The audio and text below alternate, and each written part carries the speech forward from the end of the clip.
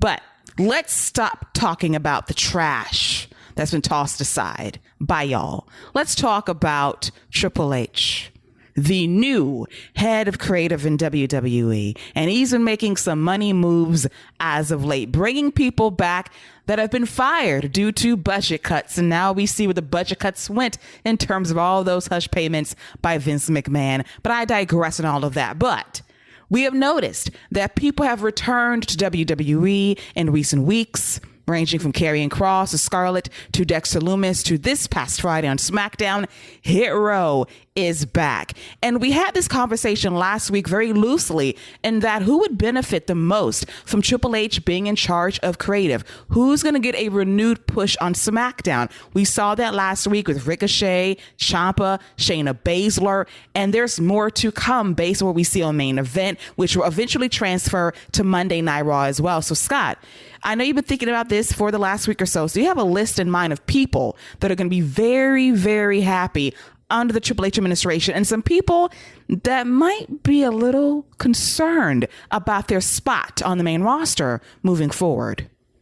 Yeah, and I think it's an interesting kind of case by case thing because, things have probably changed from when they were under Triple H as far as what they've done, what they've shown, or what they haven't shown. I think of guys, when I think of guys and girls who are going to be, or who should be excited about having Triple H back, and you can kind of see it already. I think of a guy like Kevin Owens.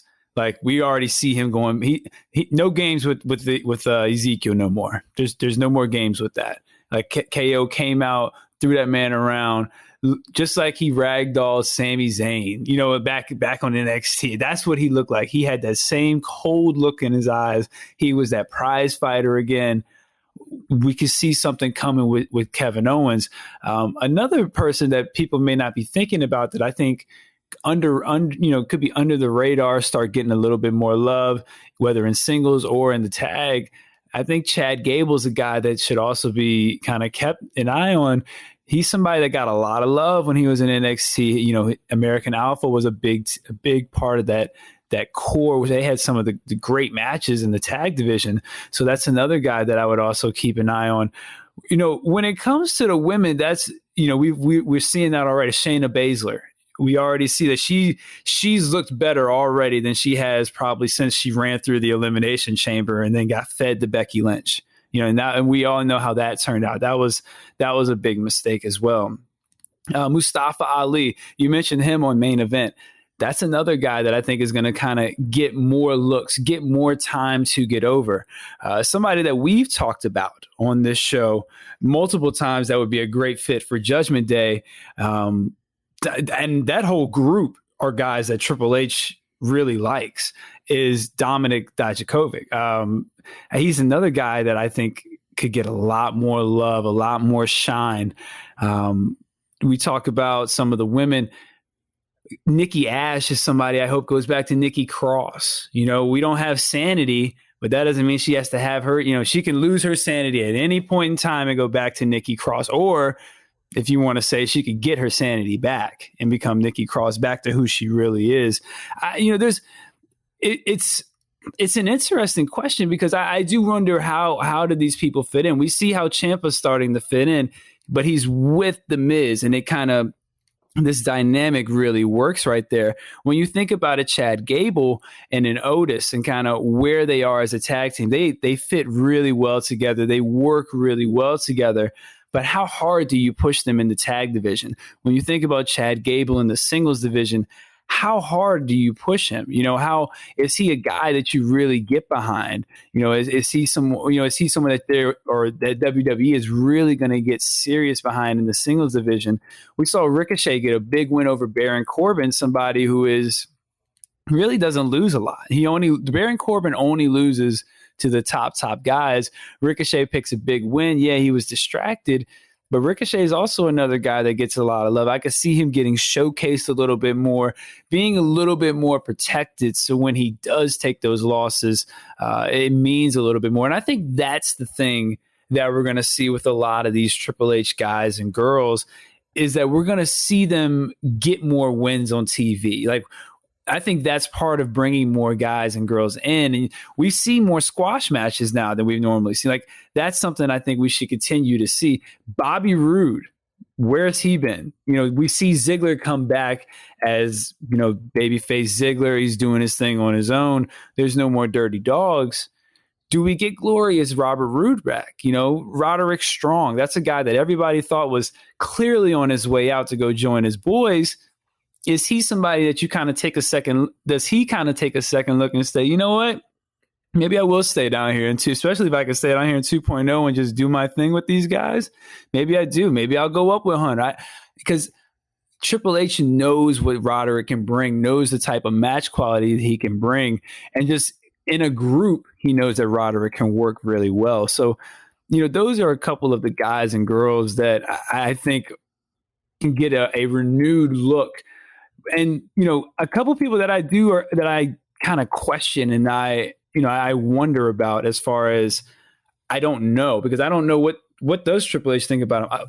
A Braun Breaker, a Carmelo Hayes, the Creed brothers, Tiffany Stratton, a lot of this 2.0 crew. These are people that during the Triple H time in NXT, they didn't get that love. They didn't get that shine until Vince McMahon came and gave that makeover and was like, yo, these are the people that are taking over the show. So I do wonder about them. Where does Triple H see them? Braun Breaker, I could see Triple H. All right, I see it.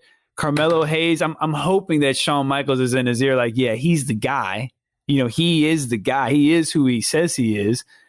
The Creed brothers, Tiffany Stratton, people like that, even a Roxanne, like, where do these people fit in when it comes to Triple H? Because I don't know what he thinks about it, because when he was in charge, they weren't to be seen. That is a very good point. And I kind of want to touch on the Tiffany Stratton thing for a very brief moment, in that the second week he was in charge fully, she was a gymnast again. He reminded you this is who she is. She's not a daddy's girl. She's an Olympian, a gymnast that competed in the Olympics as an alternate about 5 or 6 years ago. So you see the tilt in terms of her true presentation in some shape or form. And Vince, for all of his many faults, he did illuminate the talent that was sitting there doing nothing, especially with Braun Breaker in the last year or so. I do think that Triple H sees value in Carmelo and Trick Williams. Shawn Michaels in that ear, because he's an advocate for, like, listen, they're not big guys necessarily outside of Trick, but they can work. They got charisma. And look at me. I made a career out of making it work. So trust me on this. So I do have high hopes for a Roxanne Perez to make it up to the main roster.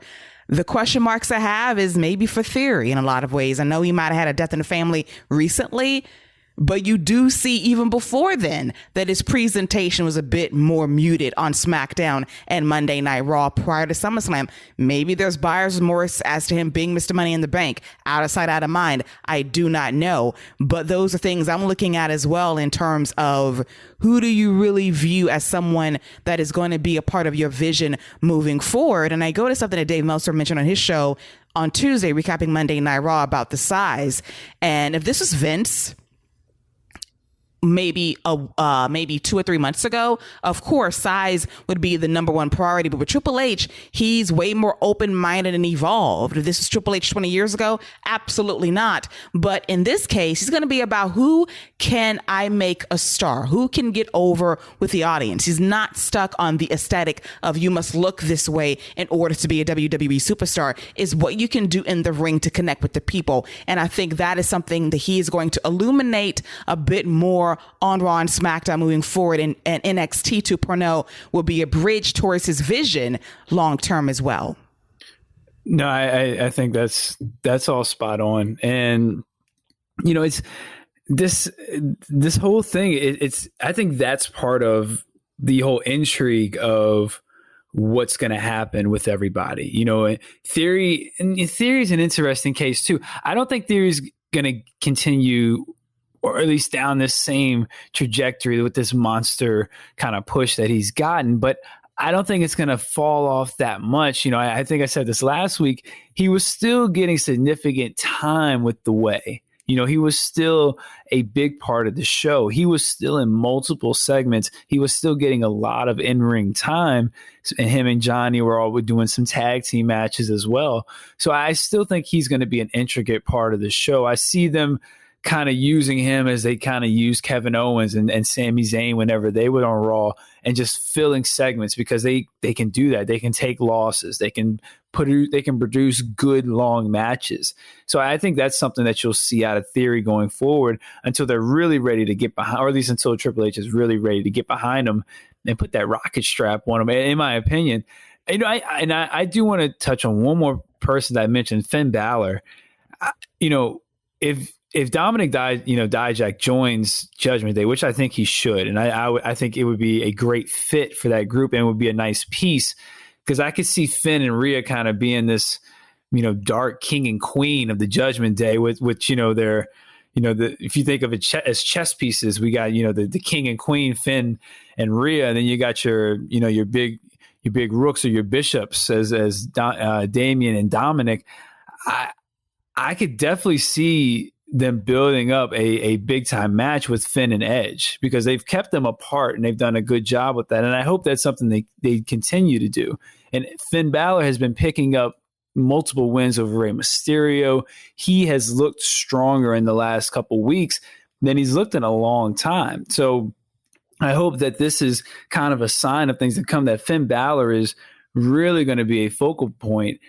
I still want Rhea to kind of be the hoss of that group like she is, but it seems like Finn Balor is really getting some significant spotlight, especially with back-to-back wins over Rey Mysterio.